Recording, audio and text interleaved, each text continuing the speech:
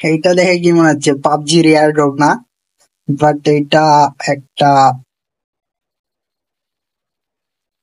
TWS। টাকা কেমনি ওয়েস্ট করতে হয় কেউ আমার থেকে শিখুক। আমার কাছে অলরেডি অ্যাঙ্কার সাউন্ড করে R50i ছিলই। যারা মিউজিক লাভার তারা জানোই হোয়াট ইজ অ্যাঙ্কার। তারপরেও 3000 টাকা দিয়ে এটা নেওয়ার কোনো মানি ছিল না। পাবজি লেভেল 3 হেলমেটের মতো দেখতে। যাই হোক, এটাই ছিল। ও বক্সে আরো কিছু থাকার কথা। একটা টাইপ C কেবল, কয়েকটা টিপস, আর একটা ম্যানুয়াল। আর কিছু নাই। এই যে পাবজির এয়ারড্রপ আর লেভেল 3 হেলমেট।